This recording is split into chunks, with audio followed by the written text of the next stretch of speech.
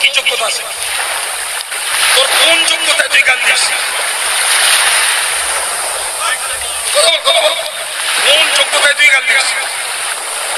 কার দালালি করিস? তোর জান যাবে, তুই যাবি না তারা যাবে। দুম করে একটা ছেলে এসে আমার কাছ থেকে মাইকটা নিল গতকাল।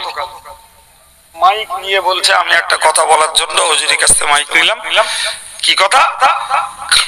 মানে একটা ছেলে আমার মাতিন সাহেবের আর রজব আলী সাহেবের তিনজনের ছবি দেশে আমরা জুতো পালিশ করতেছি, মানে আমরা মুছি আর কি, বুঝতে পারছেন না? আর পাশে আর একটা ছবি দেশে একজন পীর সাহেব আমাদের মাথার উপরে পা তুলে রেখে দিচ্ছে। কথা বুঝতে পারছেন? ধরেছে, ধরে তার বাড়ি গিয়ে লোকজন হামলা করেছে। এখন সে অন্যায় টন্যায় স্বীকার করেছে। তারা বলেছে অন্যায় স্বীকার করতে হবে হুজুরদের কাছে, তোর থানা তো তোর ছাড়ছি। এ পাগলের মরণ আমারে কিচ্ছু না বলে সেই ছেলেটা নে ও স্টেজে উঠে ওরে পেছনে বসিয়ে রেখে ওই মাইকি বলছে আমি তো চিনিও, আমি তারে চিনিও।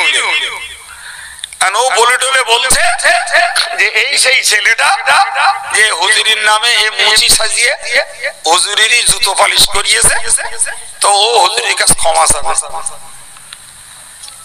ভাই তা আমি বললাম আমি তো ওরে তুমি ধরলে কেন? তো এমনি গাল দেয় আমার নামে, আমি এমনি চিনি না। তবে ও যে আমার নামে গাল দেয় এই রিপোর্টটা আমার কাছে ওই জায়গার লোক অনেক আগে দিয়ে রেখে দিয়েছে। ও প্রচুর গাল দেয় আমার নামে। তাহলে তুই ভাই তোর ক্ষমা চাইতে হবে না, তোর ক্ষমা চাইতে হবে না, তুই তোর মন সোজা করে যা, অতি মাফ হয়ে যাবে। আর যদি আজকে ক্ষমা চেয়ে কালকে আবার গাল দিস, ও ক্ষমা চাওয়ার কোনো দাম নেই।